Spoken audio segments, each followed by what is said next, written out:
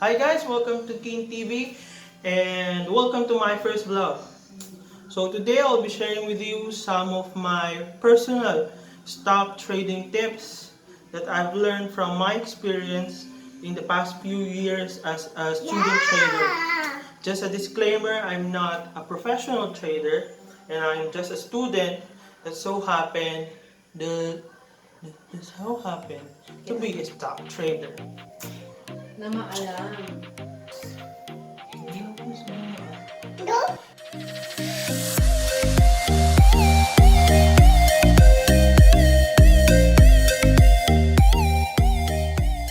So, yun nga po, as I've said earlier, first time ko po ito mag-vlog. So, pagpasensyahan nyo na po ako agad kung medyo hindi pa professional yung aking vlogging.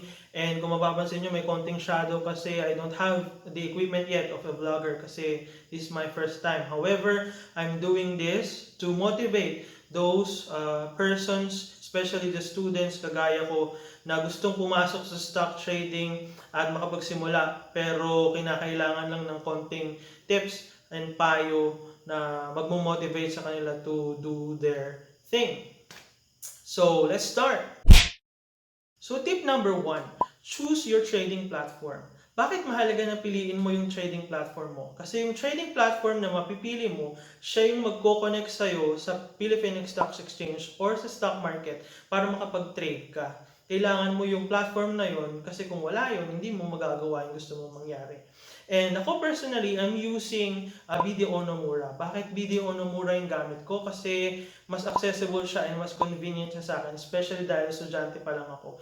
Kasi sa Video Onomura, hindi nila requirement na magpasa ng kung ano-ano. Kailangan lang nila is mag-apply ka online sa Video Onomura and meron kang existing bank account sa Video. Ganun lang siya kadali. Kasi nga, dahil may existing bank account nga sa Video, mas madali yung connection nila sa Video Onomura. Mas madali mag-withdraw, mas madali mag-deposit ng fund kung kailangan mo mag-trade or gusto mong makuha yung mga gains mo sa stock market. So, I'm using Video Onomura. Although, isa sa mga tingin ko weaknesses ng Video Onomura is limited lang yung tools na available sa kanila. Unlike other trading platforms like Call Financial. Ang Call, ang gusto ko naman sa Call ay medyo comprehensive, mas maganda yung mga tools na available dun sa platform. Yun ang kulang sa Video. Tsaka sa Video kasi ang trading platform nila parang plain black lang siya, pero unlike dun sa mga ibang existing trading platforms na parang kaaya-aya sa tingin while you're trading kasi puro numbers na nga tapos black. Pero mas siguro gusto kong pahalagan talaga yung convenience na nabibigay niya, especially when you're moving your funds. Ano pa ba? So, since limited yung meron sa Video Onomura, I try to supplement it with Instagram. Instagram, alam ko maraming user niyan. Madali lang din mag-create ng accounts. And marami ding ino-offer yan analysis. Kita mo din yung charts na meron sa Instagram. Pero ang gusto ko talaga doon, nakikita ko kung ano yung mga pinag-uusapan ng mga kapwa ko traders. Doon sila nagbibigay ng mga chismisan, na may mga ingat lang tayo doon kasi marami din chismis pero hype lang para lang bumili ka ng stocks nung particular company. Pero yun, to sum up, yung dalawa na yun ang ginagamit ko for trading. Yun ang nagbibigay buhay sa akin sa stock market. Video Onomura as my trading platform at sinusupplement ko yun ng Instagram. So that's our tip number 1. Tip number 2, you have to have your gadgets. Bakit importante yung gadgets? Kasi kung wala yung gadgets, mahihirapan ka mag-trade. Ako dati ang gamit ko is my laptop. Pero dahil medyo mahirap talaga i-move yung laptop, especially kung nag-aaral ka pa lang. Kasi noon naaalala ko nung lalo na nung kasagsagan ng pagpili ng third telco, lagi kong dala-dala yung laptop ko sa eskwelahan kasi kahit na hindi ko naman siya talaga kailangan sa pag-aaral. Dala-dala ko yung laptop ko para lang makapag-trade ako. Tapos kunwari nagno-notes ako habang nagkaklase. Pero totoo, nagtitrade ako. Nagtitrade ako nun at dala ko yung laptop ko. Yung laptop kasi medyo mabigat siya. So, dala mo na yung gamit mo sa school, tapos dala mo pa yung mabigat na laptop, kaya medyo mahirap siya. Pero mas madali kasi mas malaki yung screen, mas madali mag-click-click ng kung ano-ano, especially kung maliliit lang yung mga figures na nandun sa trading platform mo. But now I'm using my tablet kasi medyo malaki din yung screen niya at saka mas portable, mas madali dalhin kung saan-saan. Kasi syempre pag buhay estudyante, talagang pumapasok ka at yung yung hours, yung trading hours ay kadalasan nasa schools ka. So, kailangan meron kang portable gadget na nagagamit. Hindi kasi ako gumagamit ng phone except for Instagram kasi mas madaling mag-scroll. Kasi kung magte-trade ka, tapos phone ang gamit mo, medyo mahirap dahil maliit yung screen. Mas maliit, mahirap magbasa, mas mahirap tingnan yung mga dapat mong tingnan, yung mga gusto mong magtingin kasi nga maliit lang yung screen. So, I do not use my phone in trading. So, kayo, kailangan din meron kayong gadget kasi essential siya for trading. Yun yung isa sa magbibigay buhay sa inyo sa stock market. So, that's our tip number 2. You have to have your gadgets. So, tip number 3, you have to read a lot of business news. Especially kung katulad ko kayo na hindi ganun kagaling or hindi ganun karaming nalalaman when it comes to the technical analysis of charts. Unlike ng mga pro traders at saka yung mga matatagal na nagtitrade at saka yung mga full-time trader talaga. At yung mga, kung hindi rin ganun karami yung mga nabasa mo or wala kang nabasang libro about stock trading. Ako, since ganun yung case ko, especially dahil estudyante lang ako, I try to supplement it sa pagbabasa ng mga business news. Hindi naman mahirap magbasa ng business news kasi pwede mo yan i-search online. Hindi kailangan magbasa ka sa dyaryo. Pwede mo siyang i-search sa Google. Just type business news for a particular date in the Philippines, or kung meron kang ina-eye na company na gusto mong pag-investan, pwede mong mag-search ang pangalan nun and malalabas yun kung merong mga available news sa kanya.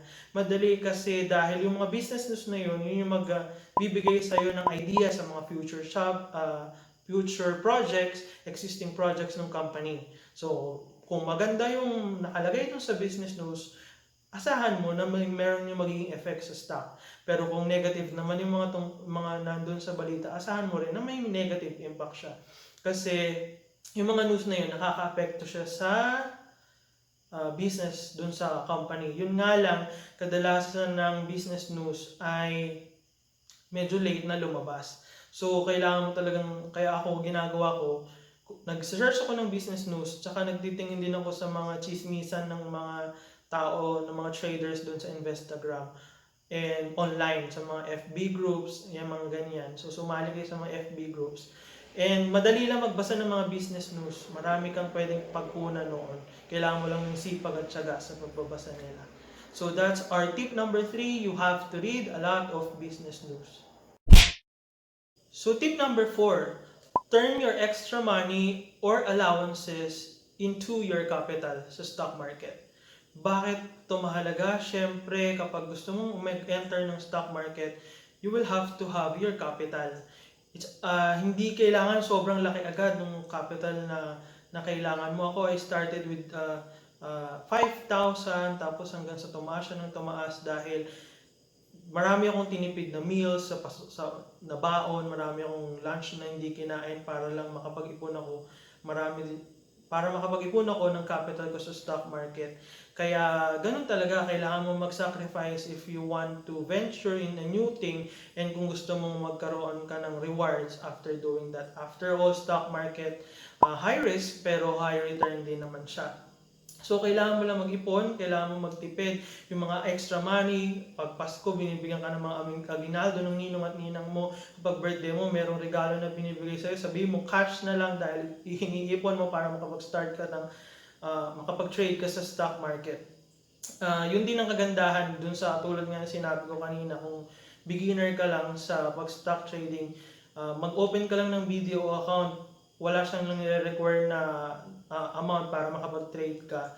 So, at kahit 5,000 yung hawak mo, pwede kang mag-trade sa stock market using your extra money, your allowances na kailangan mong ipunin para lang maging capital mo. So, yun yung tip number 4 natin. Lahat ng papasok sa'yo na pera, kung hindi mo naman kailangan gastusin, ipunin mo sila, gawin mo silang capital para makapag-start ka sa stock market.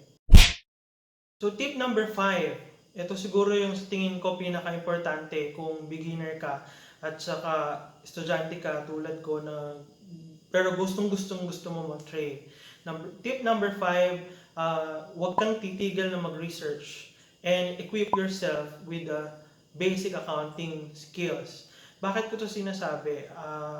Siguro naging advantage ko sa ng slide kasi nga I'm an accountancy student and I'm currently on my 5th year now at saka nadidiscuss talaga yung mga bagay-bagay tungkol sa business especially concerning dun sa mga financial statements ng company at kung paano mo siya magagamit para may assess mo yung performance ng kumpanya and kung worthy ba siya for your investment.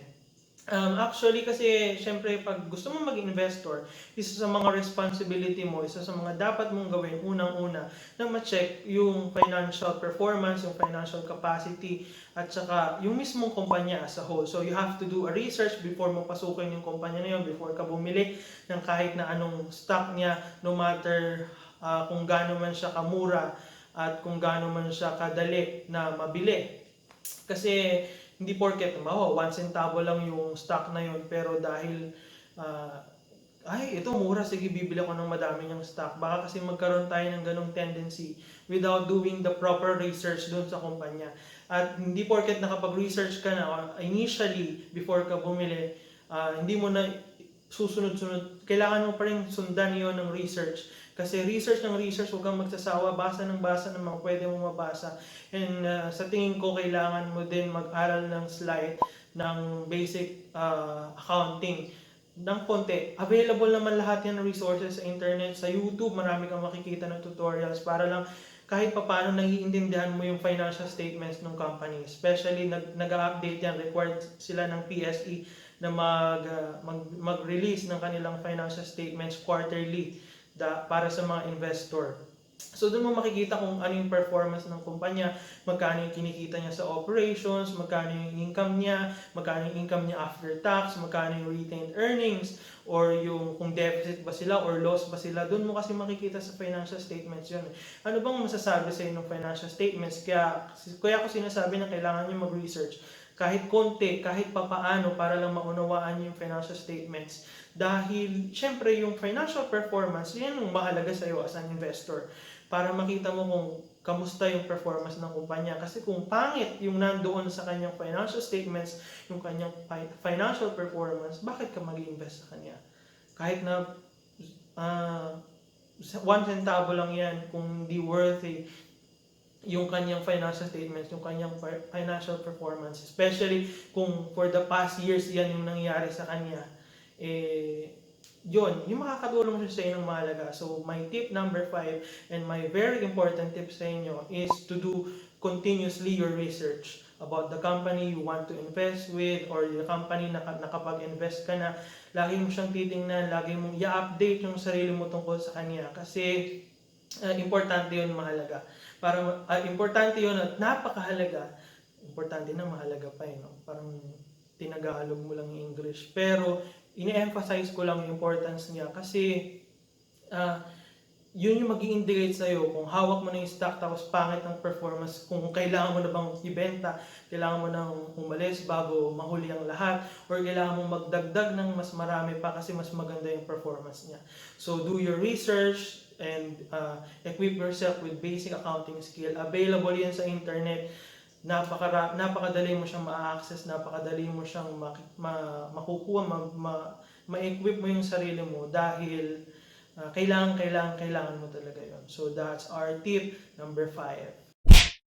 So that's our 5 tips for our future stock traders. Kung nagustuhan niyo po ang video na ito, huwag niyo pong kalimutan mag-like at mag-share at mag-comment down below kung meron po kayong questions sa discussion natin today at kung meron po kayong suggestions sa akin para ma-improve ko po ang aking pag-vlog. Since this is my first time, please feel free to comment down below. At kung bago pa lang po kayo sa aking channel, of course, bago lang kayo dahil nagagawa ko lang po nito, huwag niyo pong kalimutan mag-subscribe at hit niyo na rin po ang notification bell down below para po updated kayo sa ating mga future postings.